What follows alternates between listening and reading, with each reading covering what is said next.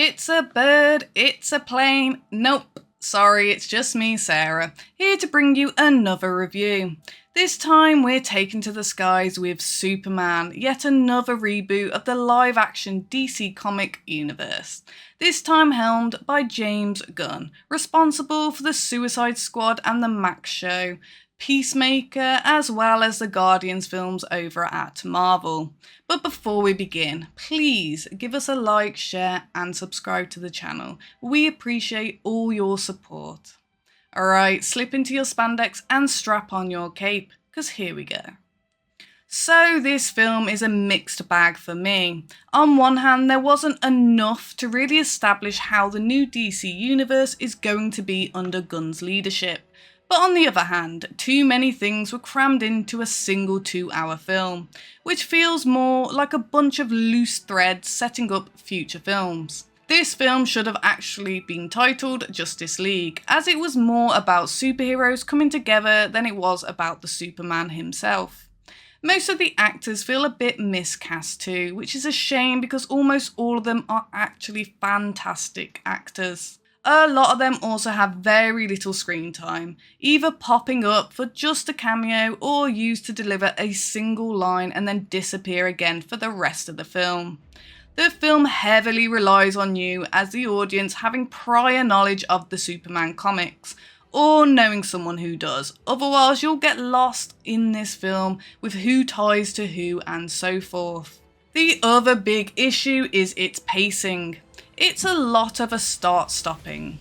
Now I know you can't have non-stop action, you need the quiet moments to let emotional stuff sink in.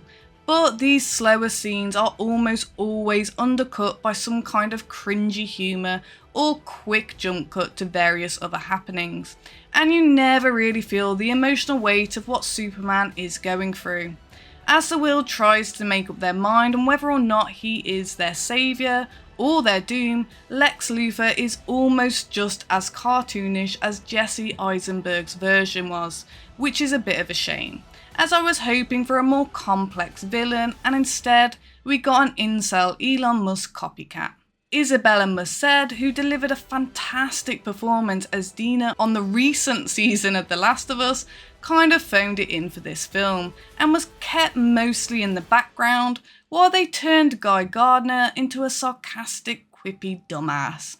At least they did Mr. Terrific justice, as he felt like a well-shaped character with an actual purpose in this film. Then there's Superman himself.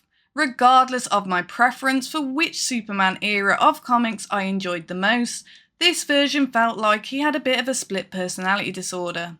On one hand, he preaches about being good and doing good and standing for good, but on the other hand, he manipulates and gaslights people in his life, including the so-called love of his life, Lois Lane, basically shaming her at one point for just doing her job.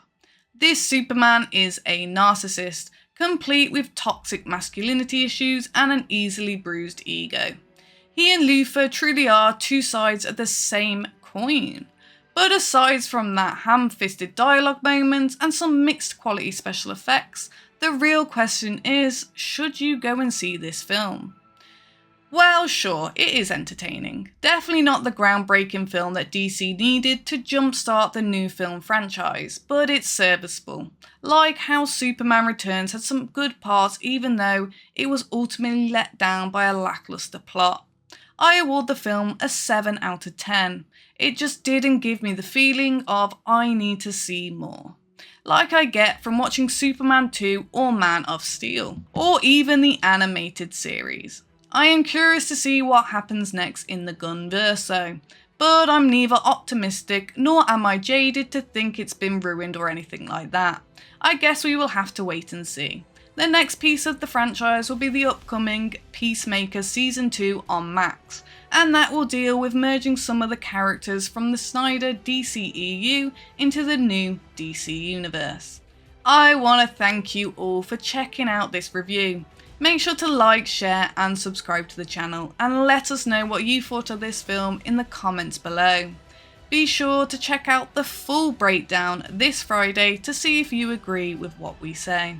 And don't forget to check out all the other content we have as well. I have been your host Sarah, and thank you for being here with me today. I hope you have a wonderful one and take care. Goodbye.